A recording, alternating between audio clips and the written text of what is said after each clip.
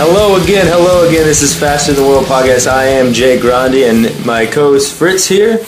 Greetings, everyone. I like the mask this week, all white, all Blanco y Blanco tonight. Well, I'm in training for my upcoming Tundra Death Match. There's a lot of snow here on the ground. I was going to take advantage of it, so yeah, white on white this week. Nice. I like it. I think NXT, it was pretty bad last week with the pay-per-view, but this week it definitely delivered with a great main event and just a solid undercard throughout that just got characters over, I feel like. What did you think of the show? Yeah, last week was disappointing. This week, not everything I hoped it would be, but it still was a very good show. Seeing a lot of faces we didn't see on TakeOver, so that's always fun. See people you see less of on NXT. The minor leaders of NXT. That's exciting. Yeah, this is true. We kicked off with Regal coming out and explaining something that we definitely had a gripe with last week, saying that like if it is a knockout, it can be a title change. Saying ref stoppage does count as a title change, which is news to legions of wrestling fans around the world who did not know this. Peter made the point to say that it was that's what they do in the UFC now, so I guess that's just what we're moving on to, like MMA kind of style rules. Gotcha. Which I guess I can see that, but they should have just made note of it beforehand. Then we go into Kevin Owens coming to the ring. The new NXT champion, Kevin Owens. Yeah, cuts a promo on Sami Zayn, saying he's in the past. What'd you think of this promo? It was kind of your basic Kevin Owens promo. Yeah, boring.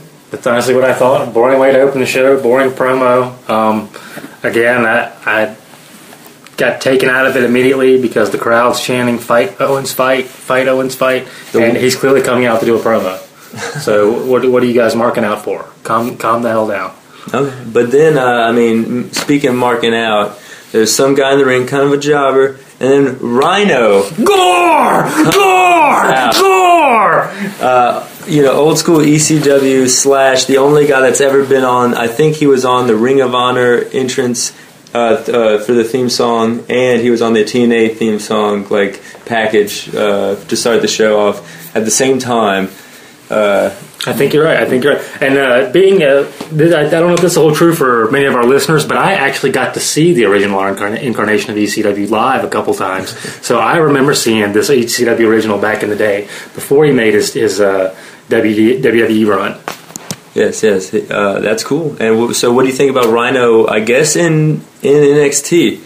I can't say he's one of my all-time favorites, but I was pumped to see him back. Glad to see him around. Yeah, that's kind of how I feel. I think he can still bring something to the table. So it was kind of random, but still awesome. And then we went to the back, and we had a Finn Balor promo, kind of your basic Finn Balor promo. And so Rhino again comes walking by. Do you think we're going to have a Rhino versus Finn feud? How do you feel about that? It was very strange. Finn Balor doing his best, trying to get himself over. Looking forward to the title match, and in walks Rhino, looking to be easily twice the size of Finn Balor.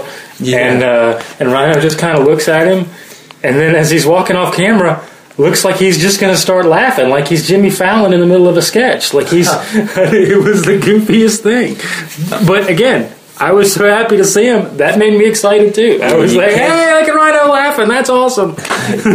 Can't say your dream match because I'd never probably thought that these two would ever wrestle, but I'm kind of excited now that's happening. We're moving on. We had the Vaudevillains come out for Enzo Amore and Big Kaz, the Staten Island Strike Force with Carmella. They do their big entrance like they do every week. And then Enzo coming out with a blonde beard and everything else still dark. Yeah. So let's talk about it. Do you feel like what do you think? Did you like the cheetah print, or do you think it's good now with the goatee? I like the cheetah print action and the pointy goatee. That's my personal take on it. And kind of looks like Zeb Coulter a little bit now. Yes, he does. He's Zeb Coulter's bastard love child. And with Mae Young. We need to write that in the storyline. But Enzo Amore and Big Kaz beat the Vaudevillains handily, and then on the big screen, Blake and Murphy cut like a little promo on very odd kind of promo. Yeah, these guys, they messed up a little bit on the pay-per-view, and this pay-per-view was kind of this promo was kind of shitty. So neither one are great talkers. It's clear. So hopefully one of them will start to stand out, or maybe they'll have a manager development program. That would be for NXT. Yeah, that would be definitely. They need something. Enzo and Big Cass, again, everything Enzo does that's not wrestling is money. Everything. His entrance, his talking, his outside of the ring, whether he's, cheerleading on the sideline for Carmella, everything he does that's not him wrestling, gold. Starts wrestling, turns to 10 real fast. So we know what he's working on, but can't wait to see him get that a little polished and go to the big show, because he's amazing. Yeah, that's true. And I think Big Cass is solid, and he's perfect for a faction like they have here with all these guys. I think. I actually had the thought while watching him that I cannot wait for them to split these two and have them feud. I want to see Enzo as the smack talking heel that cheats his ass off and keeps stealing wins from Cass every time. Like that would entertain me for weeks. Hey, I don't know. I kind of like them teamed up, but we'll see where they go with it. We had a few promos after that. We had Adrian Neville, okay promo, and then Bailey promo and Becky Lynch promo, kind of real quick. Very, very strange. They were all supposed to be from, or the Bailey and Becky promos were both supposed to be from last week, but they were in fresh, full makeup. Yeah. Not looking a bit like they had just wrestled 20 minutes on a show. And then, moving on, we had CJ Parker comes out. He's going to hold the crowd hostage. He's pissed off about something that I guess he wasn't on the pay-per-view. Yeah. Once again, I think they did this previously. He came out after being on the first TakeOver show. I believe he hasn't been on one since. So he comes out. Oh no, he was on Arrival because he lost to Kevin Owens. But anytime he's not on a TakeOver show, he comes out on the next show to protest not being on TakeOver to then get squashed by somebody. Yeah, and this week it was Samuel Crowe or Sami Callihan, for indie fans, takes him out. I'm kind of excited about seeing Samuel Crowe. I guess this is just CJ Parker is like your go-to first feud to get involved in. Yes, NXT. he is the gatekeeper for the NXT, I guess. Yeah. I guess that's a position he can have. I remember seeing the then named Callihan early in his career in some Ring of Honor shows. Yeah. He looks a similar look, but looks like you can tell he's got a few years on him now. He's a trimmer, tanner. I like that little goofy springboard splashy thing he did on Callihan.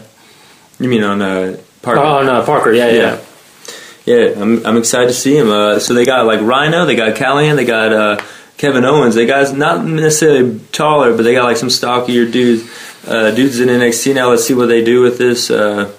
It's going to set up a lot of interesting matchups with all these high flyers, and then you got these bigger guys that can take these big spots. Yeah. Throw these little guys around. And then we got Sasha Banks versus Blue Pants. It was the new NXT Divas champion. Yeah, it was Sasha Banks. Good match, good TV match. Sasha wins handily, and then we got a little Sasha Banks promo at the end of it. Not only wins handily, but does her big double knee in the corner spot, goes to pin her, does the classic heel move, pulls her opponent up on the 2 count. No. I'm not done with this chick yet. Then picks her up, hits her with the bank statement, the combination backstabber rollover to the crossface. And then she cuts her promo. Well, there you go. Solid champ promo, names each one of her recent opponents, and then talks about how she's the baddest diva in NXT. Yeah. Good promo for the champ. And then we have it was a great undercard, or a good, a solid show at this point, but nothing really stood out. But then this main event, Adrian Neville versus Kevin Owens, really stood out for me. Adrian Neville did some amazing stuff. He did this amazing moonsault. It was really high in the air, and then the 450 off the apron. Very high arcing moonsault. Yeah. And then the spot. I think maybe did I know Kimmy did a shooting star on Nitro one time. I think I'm sure someone's done it before, but a 450 off the apron onto the floor on Kevin Owens. I bet Juventud Guerrero's done it. Yeah, for sure. And then also those were his high spots. You're kind of expecting that, but then he deadlifted Kevin Owens at one point. It was a real nice spot. Late in the match, he hits him with a German suplex, and then while Owens is still on the ground, he goes and snatches him up and deadlifts slow motion.